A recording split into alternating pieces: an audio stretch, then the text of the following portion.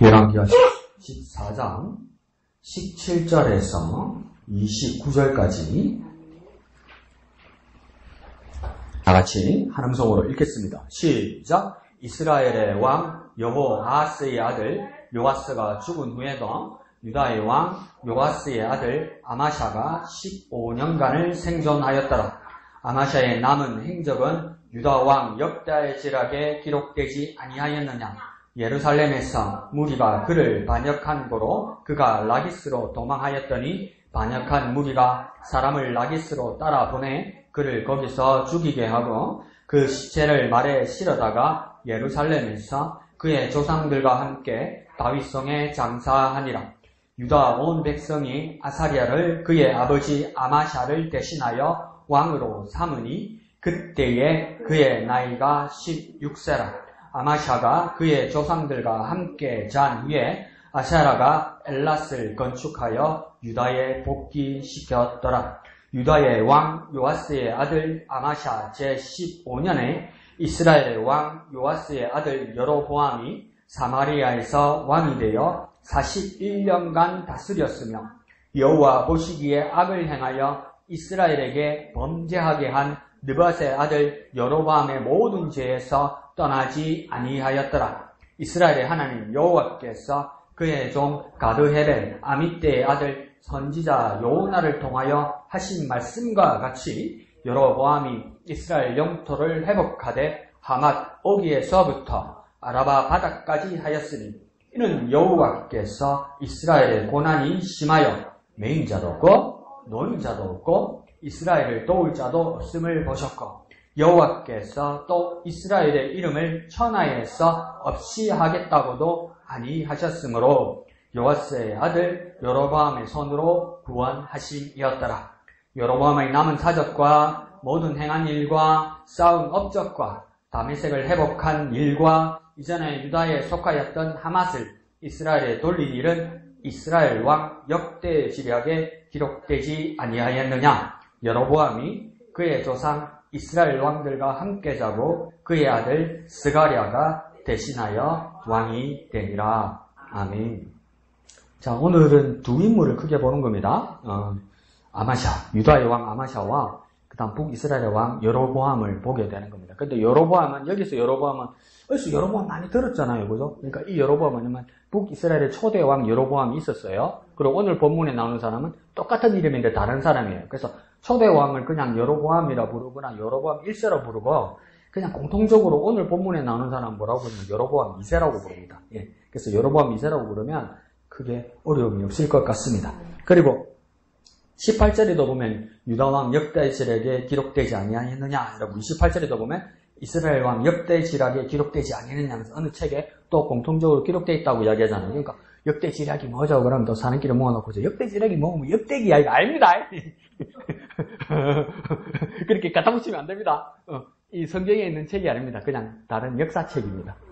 역사책에 공통적으로 여러 사관을 간 역사책에 이 사람들의 이름이 있다. 그래서 이게 잔존하고 있는지 소실되는지 그것도 잘 모르겠어요.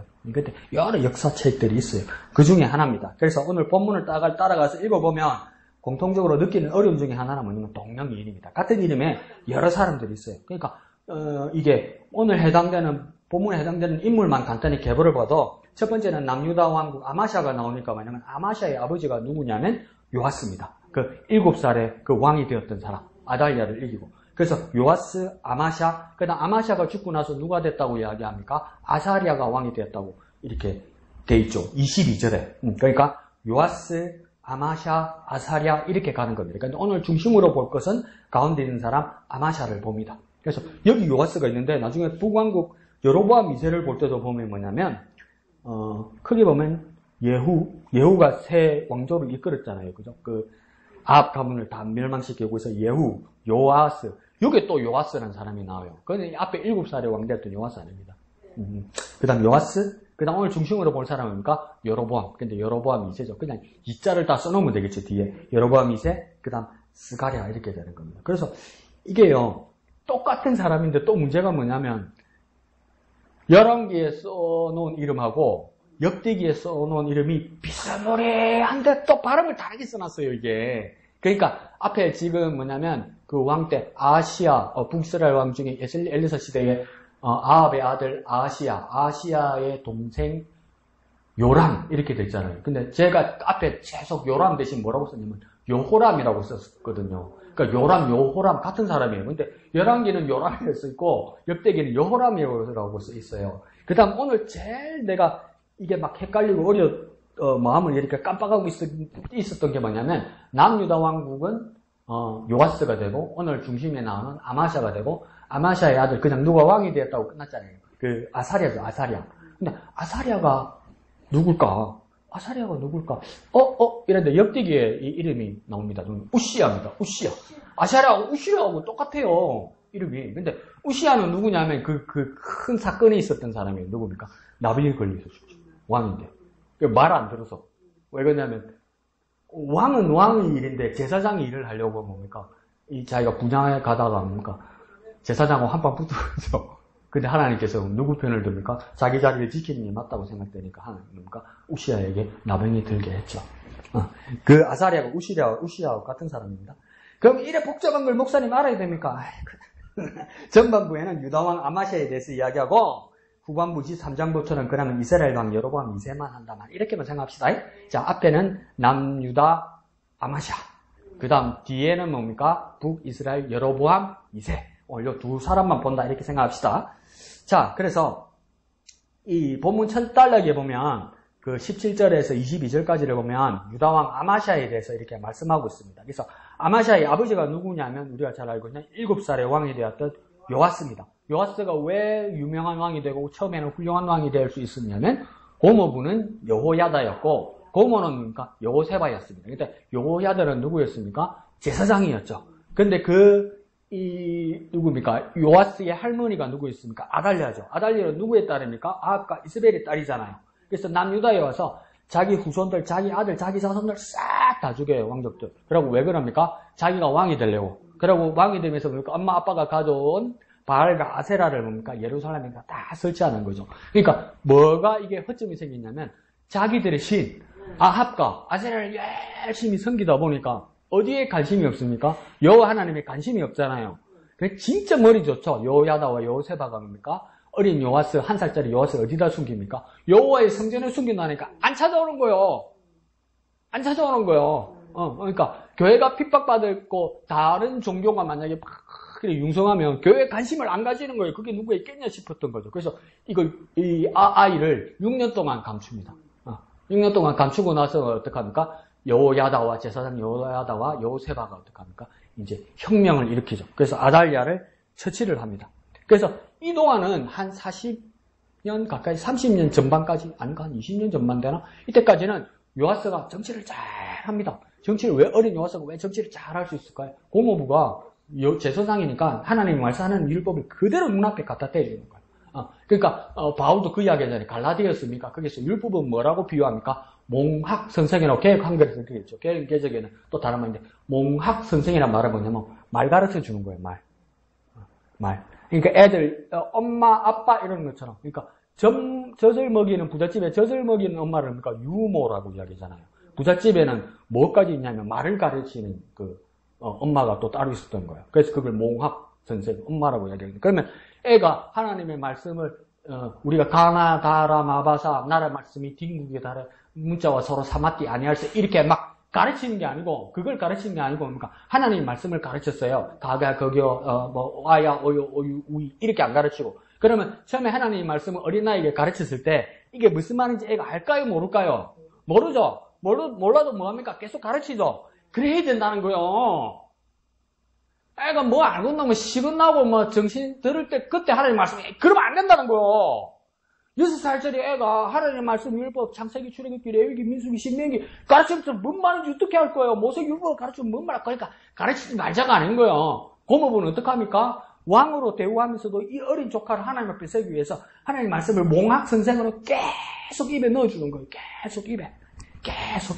그러다 보면 엉겹결에 그냥 탁탁 튀어나오는 거예요. 이게 말까? 말이 몸에 배는 거야. 머리 뇌에 주름이 지듯이 그냥 딱 입력이 되는 거야. 그러니까 우리도 하나님 말씀을 어떻게 합니까? 계속 할렐루야. 생각나도 계속 하면 되겠네. 한번 해보자. 계속. 그러니까 요아스가 그때는 그랬단 말이에요. 그런데 뭡니까? 여호야다가 죽게 되니까, 나이 들어서 이제 죽게 되니까 뭡니까? 이게 그냥 떨어져 나가는 거죠. 믿음도 떨어져 나가게 된 거죠. 그래서, 요아스가 두 가지 잘못을 합니다. 전쟁이 났어요. 아람이 쳐들어왔었나? 아람이 쳐들어왔을 때 뭡니까? 대부분 그것을 해결하는 방법들이 왕들이 뭐냐면, 자기들의 조공을 드리는 거죠. 그 조공이 모자라니까 어떻게까지 했습니까? 왕궁에 있는 것을 딱 꺼내서 줬는데, 그래도 모자란 거니까 어떻게 꺼내고 있습니까? 왕궁에 끝났으니까 여호와의 성전을 뺏겨서 준 거예요. 그러니까 이제 선지자들이 막 이러면 안 된다고 그러니까 이러면 안 된다 하면 뭡니까? 기분 나빠요. 뭐든지 선생지라고 가르치는 거 듣기가 제일 힘들거든요. 근데 내가 왕인데, 그러니까 이제 도리어 뭡니까? 핍박하고 요아스가 엇나가기 시작하는 거죠. 그러다가 나중에 어떻게 됩니까? 요아스가 암살당하게 되는 겁니다. 근데 이렇게 암살을 당했는데, 그래도 남유다의 다행은 뭡니까? 그의 아들, 지금 아마샤를 다시 왕으로 세운 겁니다. 그러니까, 역대기를 같이 보면 요아스가 원수를, 역대기에, 여기, 오늘 열왕기에는 제대로 그 기록이 안 돼 있는데, 역대기에서 아마사의 행적을 보면 어떻게 되냐면, 아마샤가 어떻게 하냐면, 아버지 원수들이 있잖아요. 그죠? 근데 아마샤가 어떻게 하냐면, 하나님의 말씀대로 합니다. 뭡니까? 아버지를 직접 죽인 손댄 사람들만 뭡니까? 처형을 하고, 그 가족들을 손을 안 댑니다. 근데 이게 뭡니까? 신명기에 있는 말씀이거든요. 신명기 24장인가 그럴 거예요. 24장 16절? 네, 거기서 뭡니까? 그 친척들을, 가족들을, 그러니까 우리말로 하면 3대를 멸한다고 그러잖아요. 그걸 하지 말라고 했는데 그대로 한 거예요. 그러니까 아마샤가 선정을 했죠. 그런데 오늘 보니까 19절 중반절에 보니까 이 아마샤가 다 빠져버리고 뭐라고 합니까? 라기스로 도망했다고 이야기하잖아요. 다른 예루살렘에서 다른 지역 라기스로 도망했다고 이야기하잖아요. 왜 도망을 갔을까? 19절 중반절에는 뭡니까? 반역한 무리가 그 아마샤를 그렇게 죽였다고 이야기하잖아요. 그러니까 아마샤도 뭡니까? 악정을 다시 시작했던 거예요. 뭡니까? 이게 또 아마샤도 우상을 섬기기 시작했던 것이죠. 그러니까 19절 하반절에 뭡니까? 이 반아메샤 현명 세력들이 라기스까지 자객을 보내서 아마샤를 처형하는 겁니다. 근데 이거 가만히 생각해 보십시오. 이게 뭔가 이 가족의 이 비극 아닙니까? 가족사 중에 비극 아닙니까? 이 아마샤가 살다가 이렇게 죽는 모습, 이게 누구하고 같습니까? 아버지하고 똑같은 거예요. 처음에는 선정을 하고 하나님 말씀대로 하다가 뭔가 실수가 삐끗 일어났을 때 어떡합니까? 그냥 그 지적에 대해서 못 받아들이는 거예요. 그러고 뭡니까? 그냥 완전 반대로 어긋나 버리는 거예요. 근데 지금 기억으로는 이 아마샤가 에돔하고 전쟁을 했을 거예요. 에돔하고 전쟁을 했는데 이겼단 말이에요.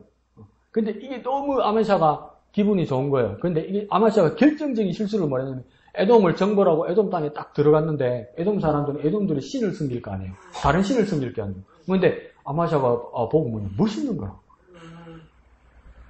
그래서 그 신을 예루살렘으로 가지고 온단 말이에요. 근데 이게 왜 큰 실수냐면, 그냥 역사적으로도 왜 큰 실수냐면, 전쟁을 해서, 그 당시에는 전쟁을 해서, 지면, 이긴 나라의 종교를 받아들이는 거예요. 근데 여기는 뭡니까? 자기가 이겼잖아요. 근데 전 나라의 종교를 가지고 왔어요. 그 왜 그랬을까? 그게 뭡니까? 많은 건 좋은 거 아이가? 이렇게 된 거죠. 믿음이 흐려지기 시작해요. 그러니까 이제, 신하들도 반대하기 시작하죠. 그리고 그 다음 뭡니까? 북이스라엘 왕 바하사와 전쟁을 한번 벌이려고 합니다. 거기서 또 지기도 하죠. 지기도 하다가 또 어떡합니까? 바하사가 열받아가지고 이 아마샤를 뭡니까? 끌고 나가버린단 말이에요. 포로로 끌고 간단 말이에요. 그래서 어떻게 돌아왔으니까. 백성들 앞에 위신도 안 쓰고 신하들 앞에서 권력도 확 떨어지게 되는 거죠. 그러니까 자기가 보내서 이 사람을 죽이게 되는 겁니다. 그러니까 요아스도 그렇고 아마샤도 그렇고 처음에는 신실했는데 나머지는 이렇게 비참하게 가버린단 말이에요. 근데 제가 조금씩 나이가 들면서 어릴 때는 이 열왕기나 역대기를 보면 재밌어요. 삼국지보다 더 재밌잖아. 막 왕들 싸움에 막 정권이 바뀌고 권력이 바뀌고 막 시약찬란하잖아요. 근데 이제 나이가 들면서 이걸 보면 뭐냐면 내가 왕 같은 사람은 아니라도 진짜 이게 두려운 거예요. 처음에는 잘하는데 나머지 뒤에는 그냥 실수하는 사람. 그러니까 나중에 뒤에 보면 여러분 역대기에서 보서 알게 되겠지만 이제 이 아마샤의 아들 이 아사랴, 이 우시야도 뭡니까? 처음에 선정을 한 왕이었어요. 똑같이 잘했어요. 근데 나중에 뭘로 죽습니까? 문둥병으로 죽어요. 하나님 앞에 저주받아서 죽었어요. 그냥 잘못해서 건강이 안 좋아서 나병이 걸린 게 아니고. 그러니까 분향을 하면 안 되는데 자기가 분향을 제사장 짓을 하다가. 그러니까 이 3대가 이런다고요. 3대가. 그러니까 이게 얼마나 두려워요. 그러니까 잘 하다가 꼭 뒤에 그런다면. 근데 우리 어머니들이나 아이들 키우면서 안 그러면 막 이렇게 마음이 잘 변하는 애들 보고 안 그러면 어른끼리도 뭐라고 이야기합니까? 그 사람 욕할 때 뭐라 합니까? 저보고 뭐라고 합니까? 저 새끼 저거는 뒷심이 없어, 뒷심이. 그러잖아. 마무리를 못해, 마무리를. 꼭 열심히 해놓고 마지막에 다 망쳐주고. 그럼 앞에 열심히 하는 게 무슨 소용이 있어? 그런 소리 자주 듣잖아요. 그게 이제 나에게 현실로 다가오는 것 같은 거예요. 처음에는 열심히 해요. 열심히 해요. 근데 뭡니까? 나중에는 뭐 허지부지 하다가, 그냥 허지부지해서 조용히 끝나도 괜찮은데 뭡니까? 지 성질을 못 내가지고 에라이 하고 막 뒤집어 엎어버리잖아요. 그런 일들이 지금 뭡니까? 요아스, 아마샤, 아사랴, 우시야까지 이렇게 이어지는 거예요. 그러니까 이게 뭐가 문제입니까? 하나님 보실 때 평가는 뭡니까? 우리말로 하면 일관되지 못한 거지만 하나님 앞에서 뭡니까? 신실하지 못한 겁니다, 이게. 처음에 기분 좋아서는 으쌰 해요. 그 또 기운도 나요. 처음에 으쌰 할 때는 다 같이 하거든요. 근데 하다 보면 남편이 부를 때도 있고, 하다 보면 학교에서 오라고 전화 올 때도 있고, 하다 보면 감기가 들 때도 있고, 하다 보면 코로나가 걸릴 때도 있고, 하다 보면 어디서 다칠 때도 있고, 이렇잖아요. 한두 사람 빠지잖아요. 그 빠졌다가 빨리 오면 되는데, 또 빠지가 쉬는 게 재밌거든. 그거 안 오거든. 그러다 보면 막 힘이 들거든요, 이게, 힘이. 그러다 보면 그냥 막 허지부지 되면서, 그냥 허지부지 되는 게 아니고 막 성질을 부리는 거죠. 성질을 벌써 먹고 완전 딴 데로 가버리는 거죠. 우리말로 불신앙으로 가버리는 거예요. 그냥 허지부지 하는 게 아니고, 그냥 안 하면 뭡니까, 여러분? 허지부지 해지는 게 아니고 하나님 앞에서는 불신앙이에요. 이 3대가 잃어버렸단 말이에요. 근데 이게요, 남의 일이 아니고, 이제 제 현실로 다가오더라고요. 자칫 기운 빼고, 자칫 힘 빼기 시작하면, 자칫 그럭저럭 하기 시작하면, 그거 다 해봐라. 어릴 때는 다 해봤다. 젊을 때 다 해봤다. 그 하다가 안 한다. 그러면서 뭡니까? 뒤에서 뒷짐 지고 있다가 하지 마라 소리는 안 할게.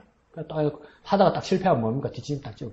내가 뭐라 하대? 이래 돼버리면 안 된단 말이에요, 이게. 같이 해야지. 근데 우리의 모습이 오래 교회 다니고 오래 신앙생활 할수록 이 삼부자처럼 안 그러면 우리 모습들이 그렇게 제 모습이 막 섬찟하게 나타나는 거예요. 그러니까 뭡니까? 신실하셔야 됩니다. 그리고 한 번씩 이렇게 실수할지라도 빨리 해야게 하고 돌아와서 다시 신실해야 됩니다. 하나님 앞에 기도할 때 주여 나로 신실하게 하여 주옵소서. 믿음 가지고 성실하게 해달란 말이에요. 신실한 거. 신실하게.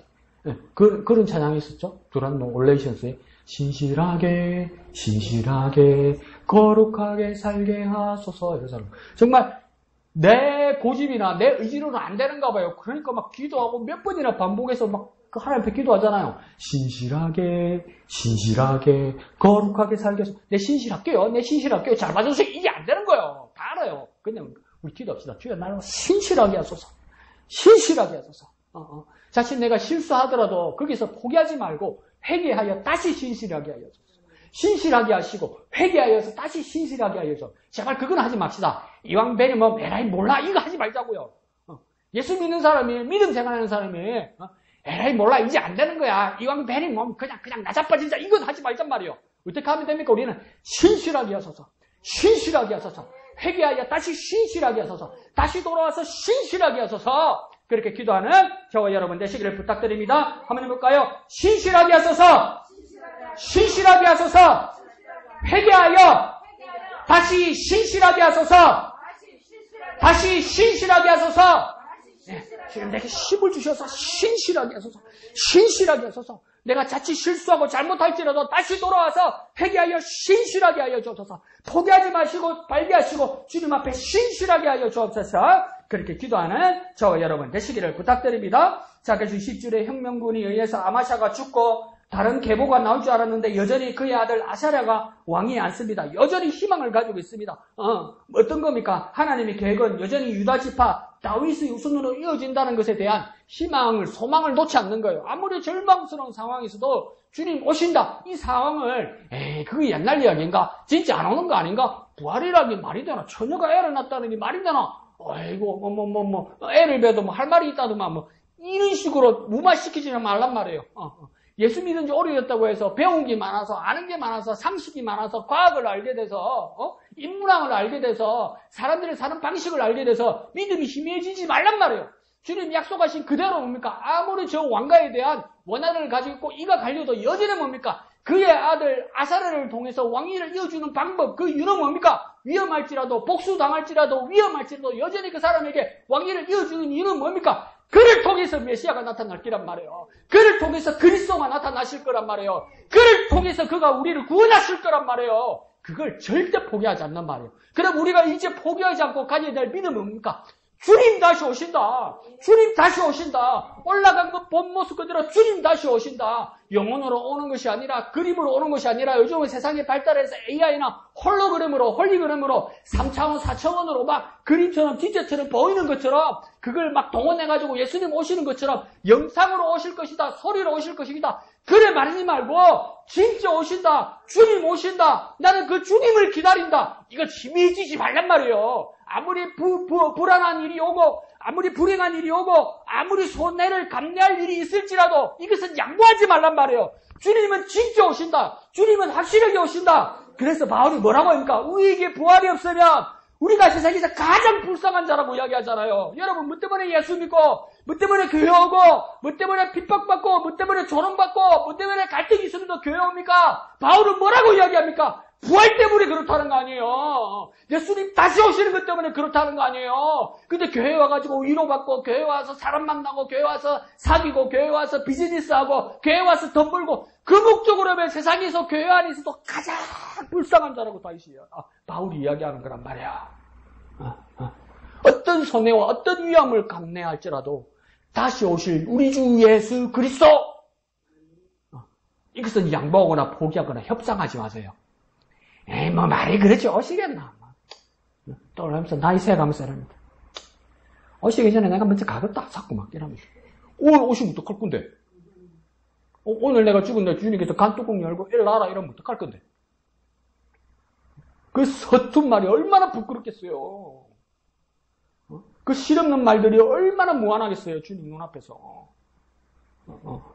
그 소망을 잃지 않는 저 여러분 되시기를 부탁드립니다. 그러니까 신하들이 잔혹하면서도 뭡니까? 훌륭하죠. 자, 그리고 두 번째는 뭡니까? 문제는 왕권보다는 신하의 관료들의 권력이 더 강해진 겁니다, 이제. 왕을 자기들이 내리고 세우고 이랬던 것이죠. 그런데 여기서 제일 무서운 건 뭡니까? 자신들이 권력을 갖고 왕이든지 신하든지 지키려 하다가 뭡니까? 양쪽 다 권력을 잃어버립니다. 신하든 왕이든. 그럼 우리가 가장 쉽게 배울 수 있는 방법은 뭡니까? 모든 권세는 하나님 거예요. 모든 권세는 하나님 거예요. 그러니까 갈리고 바뀌는 거 있잖아요. 우쩌다 그렇게 생각하기 전에 내 끝을 지키려고 하지 말란 말이에요. 내가 가진 권세는 없단 말이에요. 완장도 뭡니까? 문신이 아니고 뗐다 뺐다 하잖아요. 내가 낄 수도 있고 저 사람이 낄 수도 있는 거란 말이에요. 그러니까 고린도전서에서 바울이 그렇게 이야기하잖아요. 우리는 썩을 면류관을 바라보지 않고 영원한 면류관을 본다고 그러잖아요. 그래서 오늘 그 어느 책을 보면서 깜짝 놀랐는데 그 썩을 면류관에는 우리는 어떻게 생각합니까? 세상 권력이라고 생각했잖아요. 근데 바울은 또 확실하게 말합니다. 고린도전서에서 한 이야기거든요. 그러면 고린도 지역에 올림픽이 열렸어요. 그러면 거기서 이긴 사람들을 뭡니까? 이 관을 씌워주는데 저 올리브인 줄 알았거든요. 지사님도 올리브인 줄 알았죠. 그러니까 송기정도 그 마라톤 했을 때 그 올리브 이렇게 썼잖아요. 근데 그 당시는 뭐냐면 야채 시장에 파는 샐러리 있죠, 샐러리. 길쭉한 거 샐러리. 샐러리를 말려가지고 이렇게 간을 만들었대요. 그럼 얼마나 빨리 사라지고 얼마나 빨리 시들고 얼마나 빨리 썩겠습니까? 바울은 그걸 보고 뭐라면 썩을 면류관을 위해서 살지 말아야 하는 거. 그러니까 우리가 세상 살면서 허무하다 이 뜻이 아니었어요. 금방 없어진대. 세상의 권세 금방 없어진대. 근데 이것 보고 뭡니까? 2년, 4년 기다리고 운동하고 이 사람들 했지 않느냐? 근데 그것보다 더 중요한 게 뭐냐? 하나님 나라를 위해 달리고 준비하고 연습하고, 우리가 영화롭게 되기 위해서 우리가 성화되어 가는 거죠. 훈련받는 거죠. 이 얼마나 중요하니까 영원한 멸류관을 바라보라고 이야기했단 말이에요. 그러니까 다 변하고 갈리고 썩고 없어지고 이런단 말이에요. 세상 것은 아무 내가 지키려고 하는 거 있잖아요. 갈리고 빨리 없어진다니까요. 그러니까 써놓으시면 나중에 집에 가서 보면 이게 무슨 말이고 할지라도 샐러리 이렇게 쓰는 뭐 한다고 그리 써놨지. 그렇지만 뭡니까? 사라진단 말이에요. 근데 이걸 집으려고 왕이고 신하고 이렇게 난리였단 말이에요. 근데 우리는 이제 이걸 보면서 결론 내릴 수 있습니다. 왕이 힘을 가져야 되는구나. 왕권 강화를 해야 되는구나. 신하들이 관료주의를 완고하게 해야 되는구나. 이렇게 배우는 것은 역사의식이고요. 우리는 하나님 앞에서 뭐라고 고백해야 됩니까? 모든 권세는 하나님 것이다. 하나님께 내어드릴 수 있어요. 요한계시록에서 뭐라 합니까? 그 멸류관을 누구에게 벗어드리는가? 어린 양께 벗어드린다고 이야기하잖아요. 이게 무슨 말입니까? 내 거 아니라는 거 고백한다는 거잖아요. 주님 주셨어도 이거 내 거 아니라고 고백한다는 거잖아요. 모든 권세는 하나님 겁니다. 모든 권력, 모든 권세, 모든 자리 하나님 겁니다. 그래가 좀 마음 편하게 삽시다. 아이고, 그게 뭐라고? 자리가 뭐라고? 내 권세는 내 권력이는 내 자리를 위해서 사람을 모아나고 사람을 욕하고 심지어 더 큰 권력을 가지고 사람을 죽이려고 그러고 말라고 그럽니까? 말라고. 하나님 건데 그 하나님 나라 가서 얼마나 창피하겠습니까? 대통령 강경 하나님 앞에 왔습니다. 그러면 하나님 뭐라고 이야기했습니까? 하나님 딱 쳐다봅니다. 그건 내 거다. 이 대통령 니 거 아니다. 내 거다. 이러면 얼마나 무한하겠습니까? 하나님 앞에 가서. 반장 강경 왔습니다. 야, 그 쫓겨난 권력도 내 거다. 니 거 아니다. 얼마나 무한하겠습니까? 모든 권세는 하나님 겁니다. 그렇게 다 내어드립시다. 그렇게 다 인정합시다. 그렇게 살아가는 저와 여러분 되시길 부탁드립니다. 모든 권세는 하나님 것입니다. 모든 권세는 하나님 것입니다. 그렇게 고백하면 그게 제일 정상이에요. 제일 정상. 자, 이번에는 북이스라엘 왕 여로보암 2세에 관한 이야기입니다. 이 사람은 역사적인 인물이에요. 그래서 역사적 정치적인 평가와 성경적 하나님 평가가 갈리는 사람입니다. 그러니까 성경을 덮어두고도 고대 근동 역사와 이스라엘 역사에서 여로보암 2세는 아주 유명한 왕입니다. 그래서 일반 세속 역사에서 이스라엘의 세속 역사에서도 여로보암 2세는 훌륭한 왕입니다. 훌륭한 왕. 그러니까 우리나라도 뭡니까? 저 집도 없애고 말길도 넓히고 금수강산 만들어 알뜰살뜰 뭐 잘 살아보세요 이러잖아요. 그 잘 살아보게 만들었다고. 그래서 훌륭한 정치인이라고 이야기하지만 또 역사의 뒤안길에 뭐가 보이죠. 근데 여기서는 더 극명하게 갈리는 건 뭐냐면 세속사에서는 여로보암 2세는 아주 훌륭한 왕입니다. 국민을 백성을 살렸으니까. 근데 성경적으로 하나님 평가는 그러하지 못했다는 겁니다. 24절에 여로보암 2세의 문제에 대해서 두 가지를 평가합니다. 첫 번째는요, 악을 행했다고 이야기하고, 두 번째는요, 죄에서 떠나지 않았다고 이야기해요. 그런데 이 악을 어디서 악을 행했다고 24절에 얘기합니까? 악을 백성에게 해코지하거나 잘못해서 악을 행했다고 이야기하기 전에 뭐라고 이야기합니까? 여호와 하나님 보시기에 악을 행했다 이렇게 얘기하는 겁니다. 이 두 가지 문제예요. 선악, 우리는 그걸 정확하게 알아야 돼요. 선악의 기준은 어디입니까? 하나님입니다. 하나님. 내 양심에 내가 보기에 이건 선악의 기준이 갈립니다. 바뀝니다. 이해관계에 따라. 그렇지만 가장 명확한 건 뭡니까? 선악의 기준이 하나님입니다. 하나님. 우리 그러면 모두가 동의할 수 있어요. 모든 그리스도인들은 하나님 법 앞에서 동의할 수 있어요. 나는 이건 아닌 것 같다. 나는 이건 맞는 것 같다. 이렇게 갈리지 않아요. 그건 개인의 가치관이고 선악의 기준이 하나님 앞에 서 있으면 이건 선하고 이건 악하고 모두가 동의할 수 있어요. 그러니까 하나님 앞에 서야 돼요. 근데 그 기준에서 여로보암 2세는 뭡니까? 악한 왕이었다. 그리고 두 번째는 정말 겁나는 이야기입니다. 여호와 하나님 앞에 보시기에 악을 행했다고 이야기하잖아요. 이거 우리 촌말로 한번 해봅시다. 어떻게 악을 해간 겁니까? 하나님 보라고. 몰래 한 게 아니고 하나님 봐라고. 죄송합니다. 이 밤에 교회에서 미친놈 아니요. 몰래 하는 것도 아니고 하나님 봐라고. 그거 있잖아요. 가짜라면서도 열받잖아요. 엄마 이거 사줘. 엄마 이거 사줘. 아유, 엄마 다음 달에 사줄게. 아니 이거 사줘. 엄마 다음 달에 꼭 사줄게. 엄마가 새때 라면을 다음 달에 새때 라면을 끼리 먹고 밥을 안 먹어도 쌀을 안 팔아서 니 사줄게. 그렇게 약속했는데 뭐라고 이놈의 새끼가. 근데 그럼 밥 안 먹 이러잖아요. 그래서 이 새끼가 미쳤나? 아이씨 이게 돌았나? 싶으면서도 뭡니까? 또 애끓기도 하잖아요. 저 새끼가 봐보면, 여로보암이 그랬다는 겁니다. 하나님 앞에서 그렇게. 하나님 보시라고. 하나님 약 올린다고. 하나님 마음 아파라고.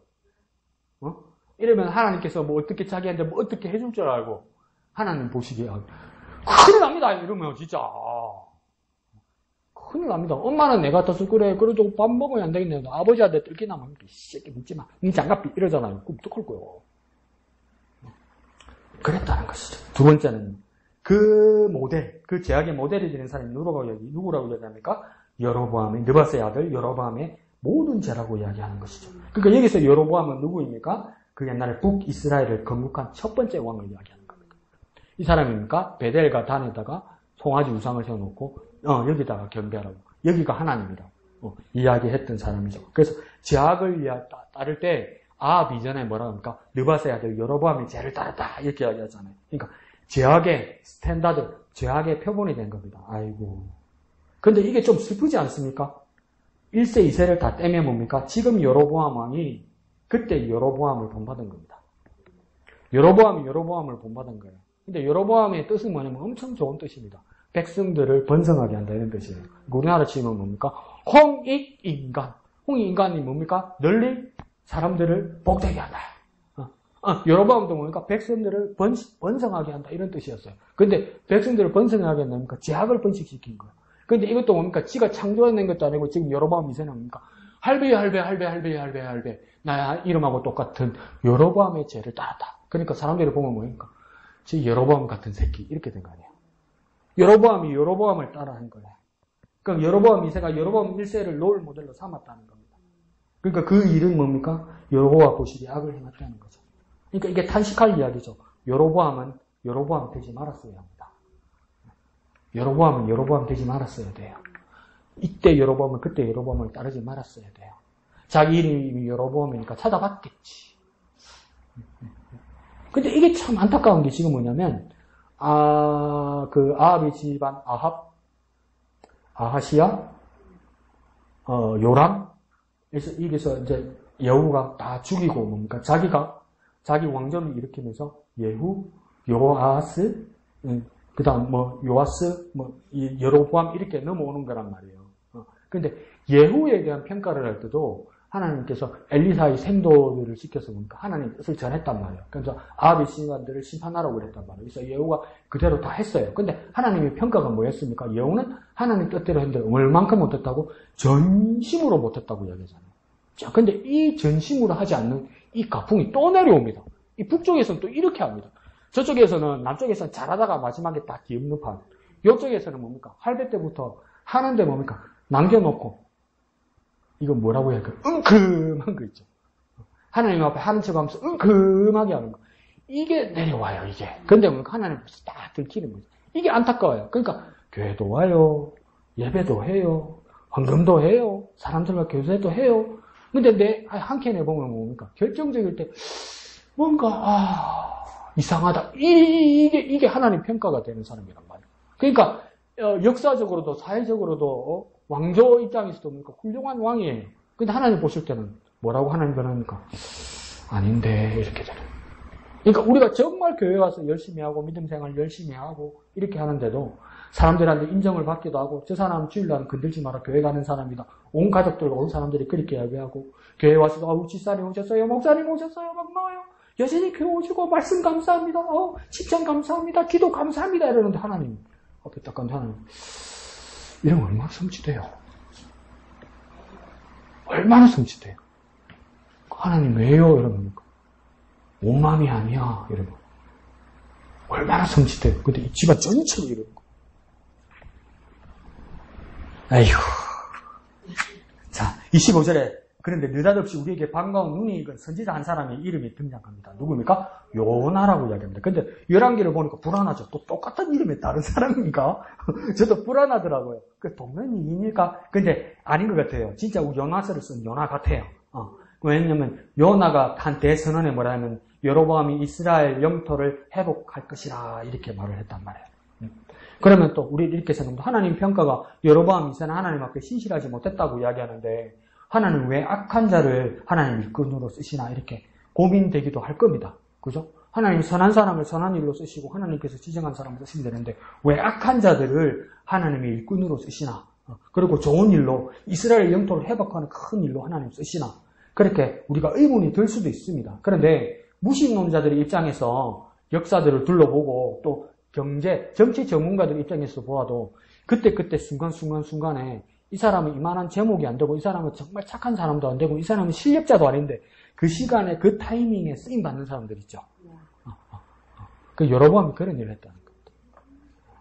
그러니까 역사적으로는 훌륭한데 이게 얼마나 비참해요. 하나님 앞에 칭찬. 그러니까 우리의 삶의 일생이 하나님 앞에 칭찬받고 하나님 인정받는 삶을 지향해야 되는 겁니다. 그러니까 누이 좋고 매부 좋고 다 칭찬받으면 좋지. 이게 중요한 게 아니고요. 하나님 앞에 내가 칭찬받고 하나님 앞에 인정받는 것을 제 첫 번째 목표로 삼아야 되는 겁니다. 근데 이렇게 쓰임받고 뭡니까? 하나님 위대한 경륜을 위하여 쓰임받고 악한 자도 들어주시는 하나님을 볼 수는 있지만 이 사람은 뭡니까? 버림받게 되는 거죠. 그런 일들은 많죠. 역사적으로 그런 일들은 많죠. 자, 26절에 여로보암 2세가 악하지만 하나님이 강성하게 한 이유를 26절에 그 이유를 하나님이 또 정확하게 말합니다. 하나님이 뭐랍니까? 고난이 심한 이스라엘 백성들을 향한 마음이 끓었다. 그러니까 여로보암이 훌륭하거나 여로보암이 하나님 앞에 잘 서 있거나 여로보암이 하나님 앞에 구했기 때문에 하나님 그 당시에 여로보암을 써서 영토를 확장하고 백성들의 안녕을 기한 것이 아니라 무엇 때문에요? 여로보암 한 사람 때문이 아니라 이스라엘 백성들 때문에. 이스라엘 백성들. 그러니까 민주주의가 한편으로는 이해가 안 가면서도 민주주의 사이에 선거와 투표가 의미가 있는 겁니다. 다수를 가진 사람이 아무리 실력이 없고 아무리 도덕적으로 문제가 있어도 자기가 선출된 이상은 뭘 위해서 살아야 됩니까? 민주주의에서 투표된 사람은 국민을 위해서 살아야 돼요. 그러니까 당선되는 순간 경선해야 돼요. 자기가 실력과 노력과 온갖 검문술수를 다해서 자기가 당선됐을지라도 단 한 표 차이로 되었을지라도 자기가 당선되는 그 순간에는 뭡니까? 기쁨보다도 겸손하고 두려움으로 국민을 섬겨야 돼요. 근데 하나님도 지금 뭡니까? 이 왕정의 사회지만 하나님께서 뭡니까? 여로보암이라는 훌륭한 사람을 보고 지금 이 영토를 확장하게 한 것이 아니라 누구 때문이라고요? 백성들 때문이란 말이에요. 하나님 관심은 누구에게 있습니까? 이스라엘 백성에게 있어요. 섬기는 오늘날의 민주주의 공무원도 누구에게 관심이 있어야 됩니까? 자기 권력이 아니라 국민 앞에 있어야 돼요. 국민. 그러니까 하나님의 관심도 국민이었고 오늘날 섬기는 사람도 뭡니까? 국민을 바라봐야 되지. 그러니까 지 잘나서 된 거 아니란 말이에요. 근데 그 자리에 서면 다 변해. 나도 변할 것 같아. 그러니까 실력도 안 되지만 쳐다보지를 맙시다. 실력도 안 되죠. 그렇게 이제 말씀하면서 그 이유를 이스라엘 백성들이라고 말씀하시면서 이는 여호와께서 이스라엘의 고난이 심하여 26절에 뭐라고 합니까? 고난이 심하여 없고 이렇게 나오죠. 그죠? 메인 자도 없고 노인 자도 없고 이스라엘의 도울 자도 없음을 보셨기 때문에 그렇다 이렇게 이야기하잖아요.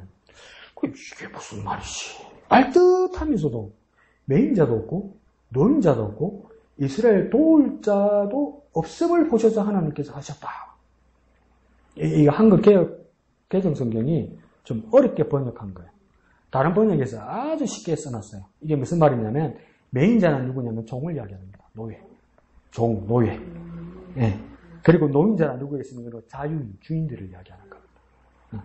그래서 번역을 다시 바꾸어서 이 사람들은 뭐라고 하냐면 종들도 자유자들도 이스라엘을 도울 자가 아무도 없었다 이 말입니다.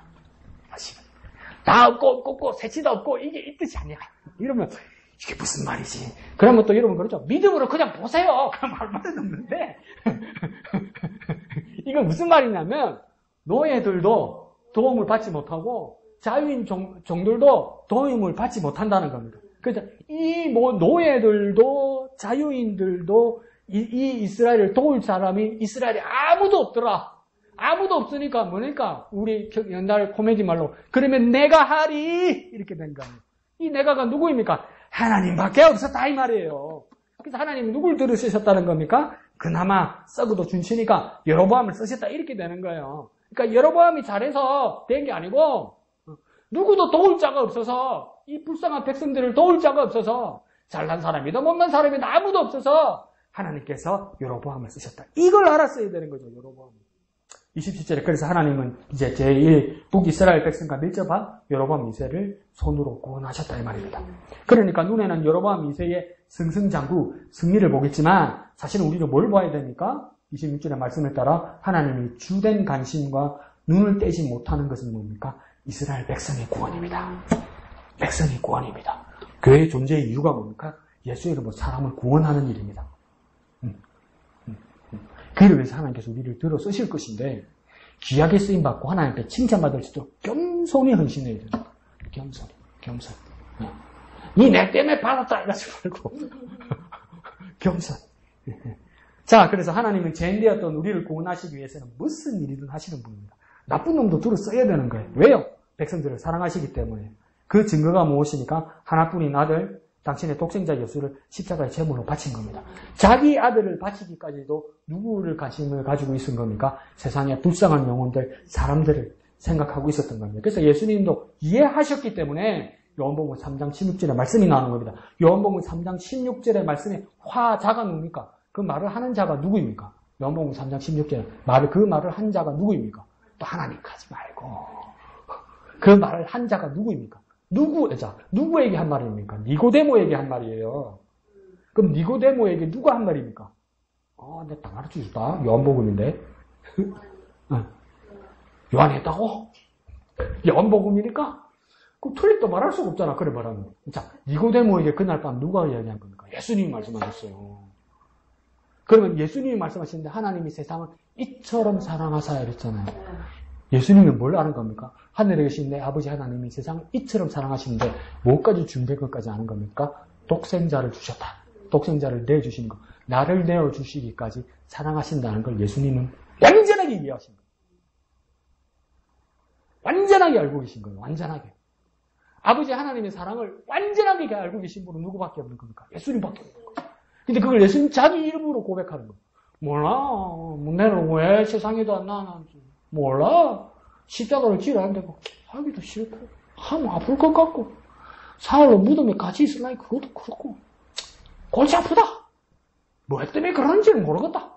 죽고 있는데 그러니까 사흘 동안 해서 사흘째 되니까 하나님이 일어나서 그만 일어났다. 이게 아니란 말이에요. 정확하게 알고 있었단 말이에요. 그래서 예수님 입으로 말씀하신단 말이에요. 하나님이 세상을 이처럼 사랑하셨다. 세상에 누가 있길래 우리 집사님들이 있길래 그러는 거예요. 강 목사가 있기 때문에 그러는 거예요. 그걸 위해서 뭡니까? 그의 아들, 하나뿐인 아들, 독생자 예수 그리스도를 뭡니까? 바쳤다는 거예요. 그걸 누가 지금 이해하는 겁니까? 직접 죽어야 하는 예수 그리스도 당신이 하셨다는 거예요. 얼마나 사랑하시길래, 그걸 또 얼마나 잘 이해하시길래 그런 일들이 있었다는 겁니다. 근데 반면에 이 당시에, 이 성경에 오늘 본문에 나오는 이 당시에 에돔이나 암몬 같은 적에는 그모스, 밀곰 이런 것들, 이런 우상들에게 뭡니까? 자기 아들을 인신제사로 바치는 그런 제사들이 있었단 말이에요. 그러니까 막 신들이 분노할까봐 자기 왕자, 자기 제사를 뿌려 구워 바쳤단 말이에요. 근데 뭡니까? 우리 가만히 생각하면 객관적으로 말하는 말이 맞나? 여기 뭐 그모스 밀곰한데도 어떡합니까?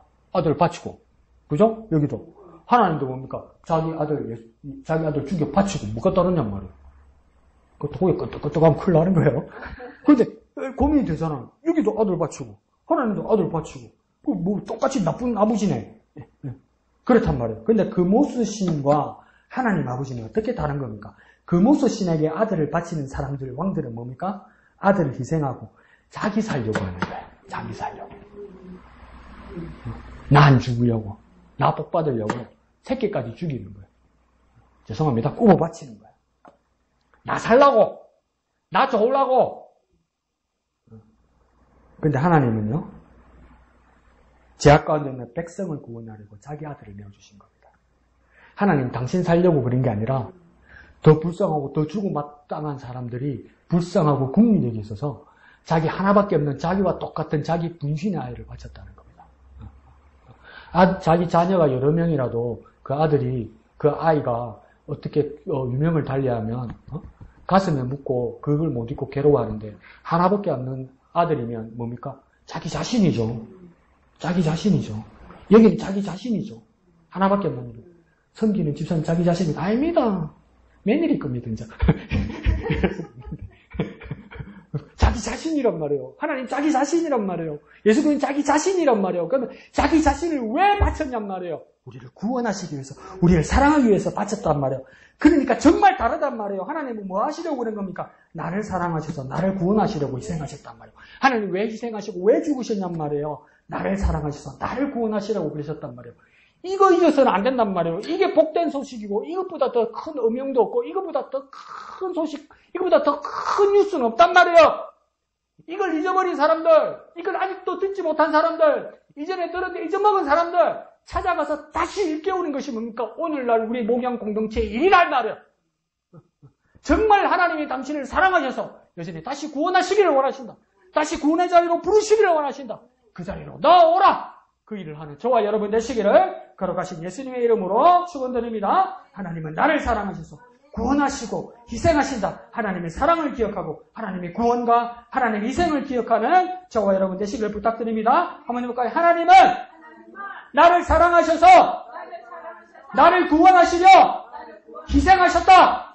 나를 구원하시려 희생하셨다. 다 자기 좋으려고 한단 말이에요. 다 자기 살려고 한단 말이에요. 그런데 하나님은 뭡니까? 다 살리려고 자기를 다 버리셨단 말이에요. 그 하나님을 의지하고 그 하나님의 사랑을 깊이 빠져서 우리 또한 예수의 작은 제자가 되어서 그 복음을 전하고 한 형제 자매 되시는 위대한 비전의 사람 되시기를, 예수의 사람 되시기를 거룩하신 예수 이름으로 축원드립니다. 이 시간 기도할 때에 주님, 하나님 나를 사랑하셔서 나를 구원하신 것처럼 하나님의 깊으신 마음을 깨달아서 그 예수의 복음을 증거하는 우리가 되게 하여 주시옵소서. 이 시간 주님의 이름 크게 한번 부르고 다 같이 기도하겠습니다. 주여! 거룩하신 아버지 하나님 은혜를 감사합니다. 온통 제약 가운데 있고 온통 이기적인 세상 가운데서 나를 사랑하셔서